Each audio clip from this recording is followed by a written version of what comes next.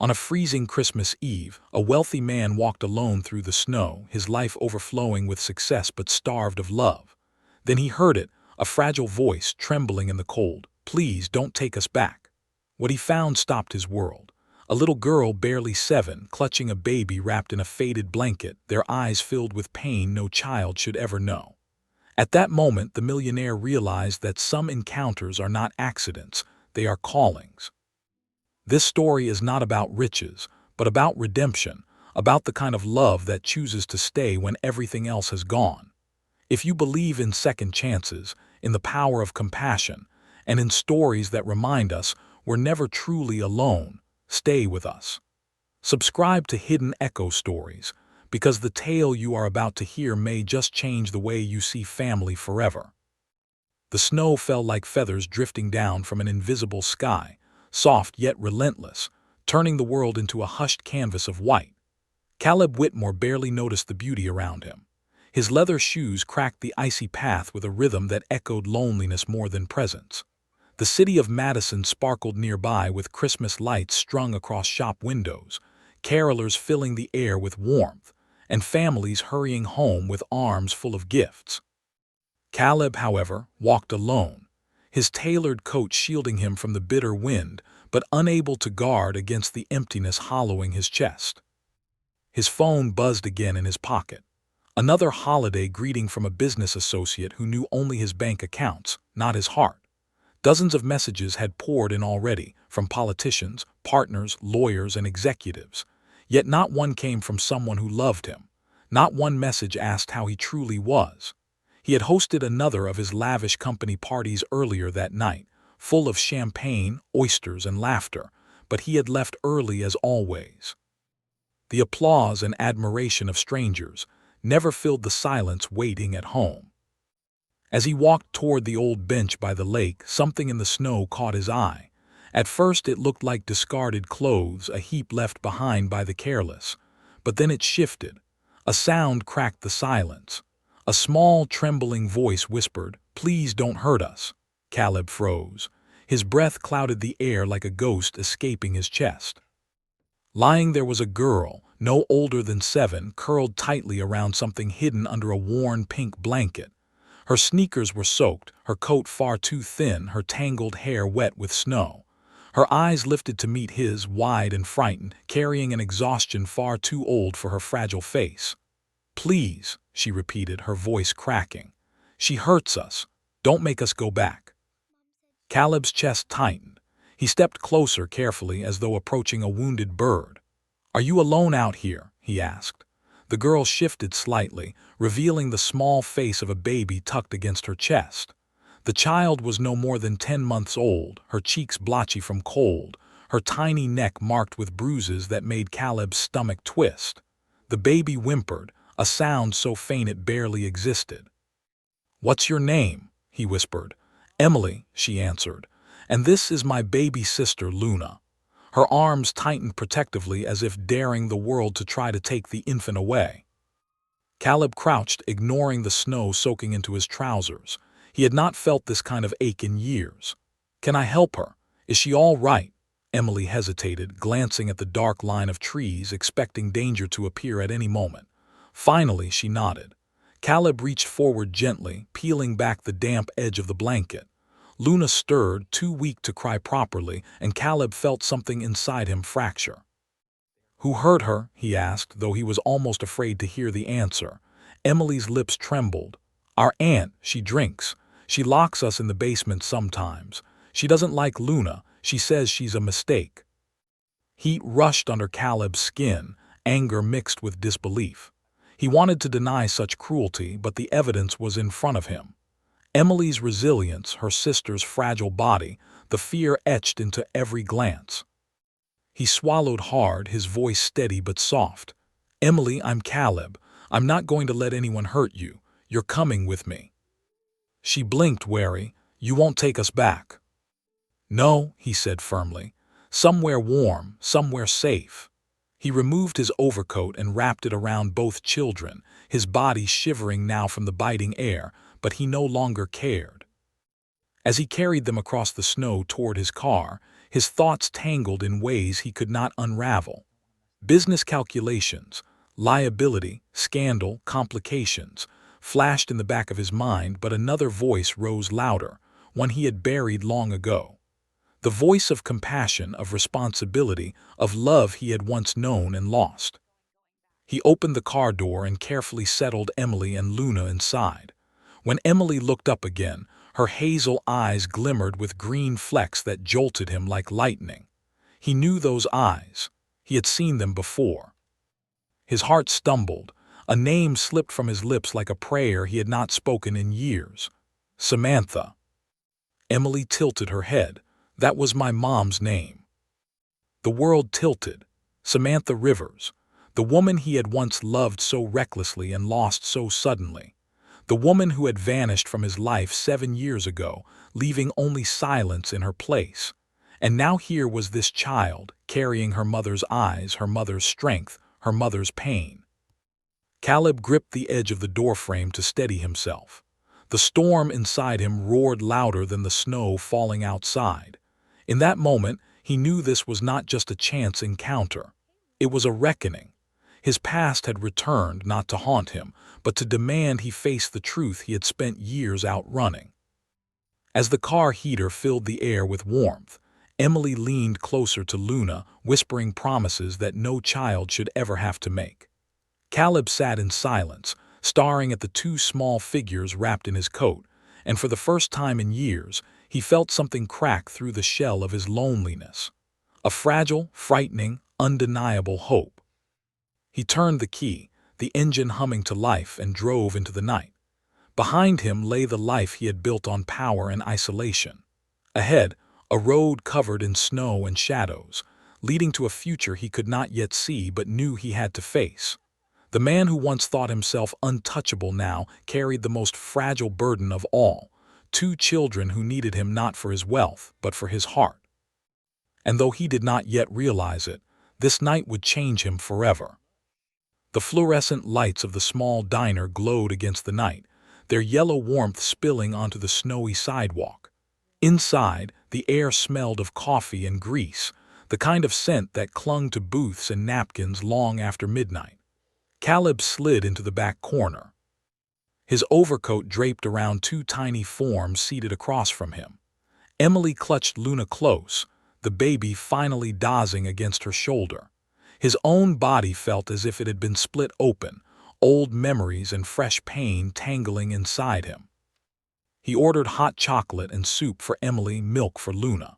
When the mugs arrived, Emily held hers with both trembling hands, sipping carefully as if savoring not only the sweetness but the unfamiliar sensation of warmth.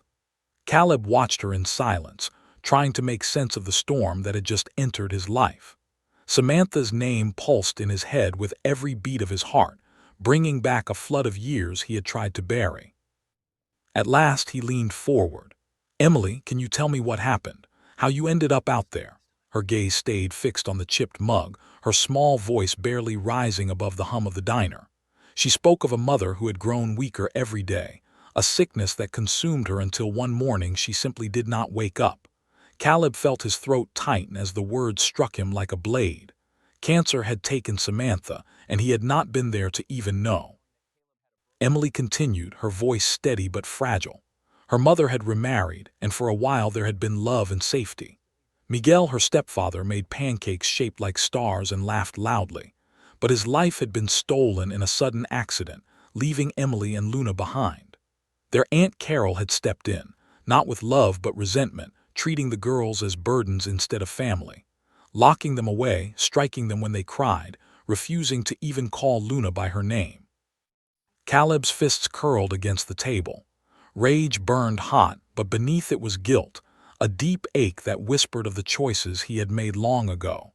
If he had stayed, if he had known about Emily, maybe none of this would have happened. Emily reached into her pocket and drew out a small silver locket. The chain was frayed, the metal tarnished, but when she opened it, Caleb felt the breath leave his lungs.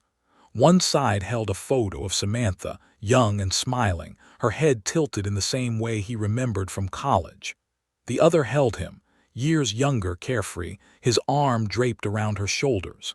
He had not known the picture still existed. "She said this was from before," Emily whispered. "Before Miguel, before me. She said she used to love you." Caleb's chest ached so sharply he thought it might split. The locket, the photo, the child sitting in front of him. It was all undeniable. Samantha had carried his memory, even when she built a life without him. She had told Emily stories of a man who built towers in the sky but did not know how to build a family. Caleb dropped his head, ashamed at how true it felt. The baby stirred, a faint whimper rising from her small chest, and Emily tightened her hold. Caleb reached across the table, his hand hovering before he finally laid it gently on Emily's. "You are not going back there," he said firmly. "Not ever." The girl blinked, searching his face, and for the first time that night she allowed herself to believe him. The following hours blurred into the harsh light of the hospital emergency room. Nurses swept Luna into their care, unwrapping blankets and knotting every bruise. Emily clung to Caleb's side, her small body taut with fear that someone would take her sister away. Caleb knelt beside her, his voice steady even as his insides twisted. "They are helping her, Emily. She will be safe." Doctors confirmed what his eyes already told him. Luna had endured repeated harm, injuries too consistent to be accidents. Child Protective Services were called, forms were filled, questions asked. A weary social worker named Mara looked at Caleb with skepticism, as though men like him could not possibly arrive out of nowhere claiming guardianship of two fragile children. But Caleb did not flinch. He answered every question, signed every paper, and when asked if he was a relative, he hesitated only long enough to say, "Yes, close enough." By the end of the night, Luna was stabilized, hydrated, and placed in clean pajamas patterned with tiny ducks. Emily sat by her crib, humming softly, the tune strange but familiar. Caleb froze when he recognized it. Years ago, on a snowy morning, Samantha had teased him for humming the same melody off-key. Now her daughter sang it with a quiet determination, soothing her sister in the same way her mother once had. Without thinking, Caleb joined in. His low hum filled the space, and Emily turned to him in surprise. "You know that song?" His throat constricted. "I used to sing it a long time ago." Her eyes searched his, cautious but curious. "That was Mommy's song. She sang it every time Luna cried." Caleb's heart broke open. He could not tell her everything, not yet, not how much he had loved Samantha, not how much he regretted. Instead, he sat beside her in silence, letting the melody fill the space between them.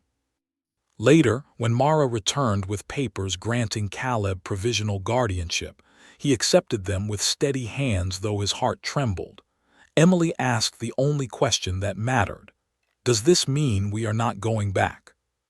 "No," Caleb answered, his voice unwavering. "You are not going back." Her shoulders eased, and for the first time she rested her head lightly against his arm. It was a gesture so small, but to Caleb it carried the weight of a lifetime. The night stretched on, and when dawn came, Caleb found himself staring at the two sleeping girls, his coat draped over them like a shield. His phone buzzed again with reminders of meetings and deals, but this time he silenced it without hesitation. He had been running toward wealth his entire life, but tonight he had stumbled into something greater. Two fragile lives had been placed into his hands, and with them, the chance to finally become the man he should have been all along. The courtroom was colder than the winter outside, though the heat vents rattled above. Caleb sat at the long oak table, his hands clasped tightly, his jaw set. Across from him, Carol Reyes sat stiff back beside her lawyer, her lips pursed, her eyes sharp with bitterness. She was not here out of love or grief. Caleb could see it in the way she whispered to her attorney, as if the two girls were property to be reclaimed rather than children who needed safety. The judge listened patiently as Carol's lawyer argued that Caleb had no claim. He was not legally tied to Luna, and his connection to Emily was too recent to matter. He was manipulating their emotions, they said, stepping in at the last moment to play savior. Caleb kept his gaze steady, letting their words pass over him like cold wind. When his own lawyer rose, the air shifted. The man presented medical reports, photographs of bruises, testimony from doctors and caseworkers. He detailed the neglect and the abuse the girls had endured, and he laid out every step Caleb had taken since the night he found them. Financial support, medical care, sleepless hours spent at their side. More importantly, he said, Caleb had given them something they had never known before: safety, warmth, and love. At last the judge turned to Caleb. "Would you like to speak for yourself, Mr. Whitmore?" Caleb rose slowly, his heart pounding harder than in any boardroom. "I did not know Emily existed until that night," he began, his voice quiet but firm. "But when I looked into her eyes, I saw Samantha. I saw the woman I loved and the family I should have had the courage to stay for. I made mistakes, but I am here now and I am not leaving. As for Luna, no, she is not my blood, but love is not bound by bloodlines. That little girl clings to her sister like her life depends on it, and Emily calls her her whole world. If Emily is mine, then Luna is too. I am not asking to be their guardian for a season. I am asking to be their father." A hush fell over the room. Caleb's throat burned, but he held his ground. Then the door opened, and to everyone's surprise, Emily was led inside by a court liaison. Her small shoes tapped across the polished floor as she walked straight to the bench. "May I say something?" she asked. The judge, after a pause, nodded. Emily turned to the room, her voice steady though her hands trembled. "Aunt Carol says she is family, but she yells a lot. She made Luna cry every day. She told me to stop asking about Mommy, and she said I was too much. But Mr. Caleb listens. He buys us blankets, he reads to us even when the story is boring, and he sings even if he is not good. He does not hit us. He does not leave. That is what a dad does, right?" Her words pierced the room with more force than any lawyer could manage. Even the judge leaned forward, her expression softening. "Do you feel safe with Mr. Whitmore?" Emily nodded. "I feel like I can breathe." Carol tried to object, but the judge silenced her with a sharp rap of the gavel. After a long pause, she delivered her decision. "In light of the evidence, the testimony, and above all the best interests of the children, full guardianship of both Emily and Luna was granted to Caleb Whitmore." The sound of the gavel striking wood echoed like thunder, and for the first time in years, Caleb felt the weight in his chest lift.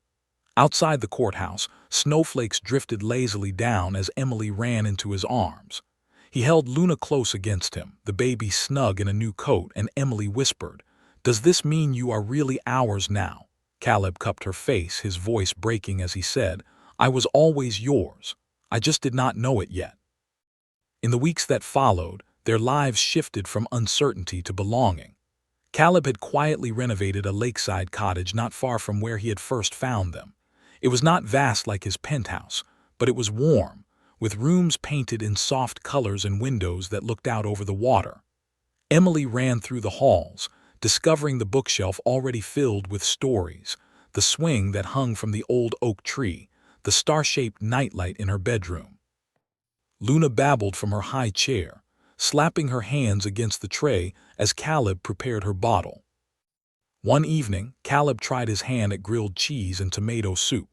The bread was uneven, the soup too salty, but Emily declared it the best dinner she had ever had, and Luna squealed happily at every bite of bread she could gum between her tiny teeth. Later, wrapped in a blanket on the couch, Emily rested her head against Caleb's chest and murmured, "I used to think your voice would sound like this. Warm. Safe." Caleb pressed his lips to her hair, unable to stop the tears that burned his eyes. In the mornings, Emily hummed while brushing her teeth, Luna babbled from her crib, and the house filled with noises Caleb had once thought he did not need. The silence of his penthouse seemed like a different life, one he could barely believe he had lived. Spring came slowly to Madison, and with it, new beginnings. Emily planted sunflower seeds in the garden, marking 3 of them carefully with names, one for herself, one for Luna, and one for Samantha. She always said they looked like they were smiling, Emily explained, dirt on her hands and hope in her voice. Caleb crouched beside her, brushing her hair back gently. "She was right," he whispered. "She would have loved this place. One afternoon, Emily disappeared into her room and returned with a framed drawing. She had sketched the three of them standing on a hill surrounded by blooming sunflowers. Above them, in the sky, floated an angel crowned with petals. At the bottom she had written in uneven letters, "You stayed." Caleb's throat tightened as he pulled her into his arms. She pressed the frame into his chest, and Luna squealed between them, their laughter and tears blending together.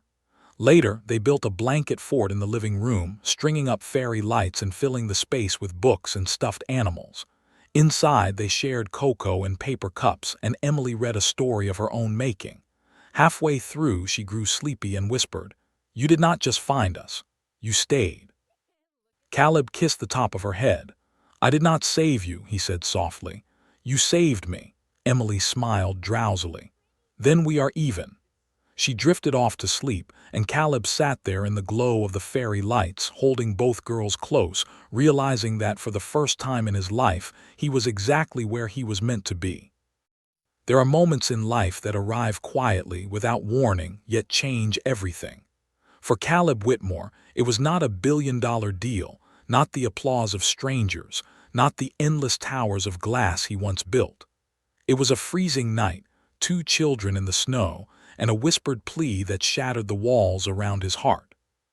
From that moment forward, his life was no longer measured in profits or possessions, but in the fragile trust of a little girl and the soft breath of her baby sister sleeping safely at last.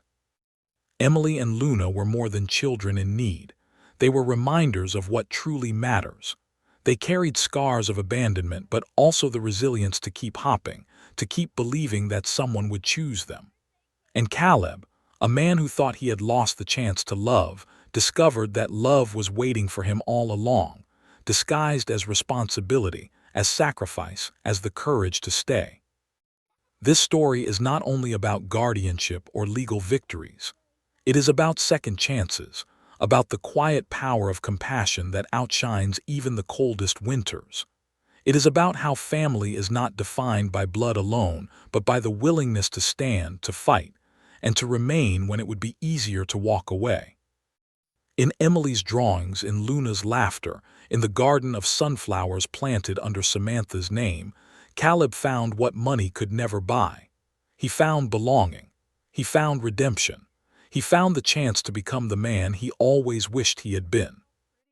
And perhaps that is why this story touches us so deeply. Because at our core, we all long for the same thing, a place to be seen, to be loved, to be safe.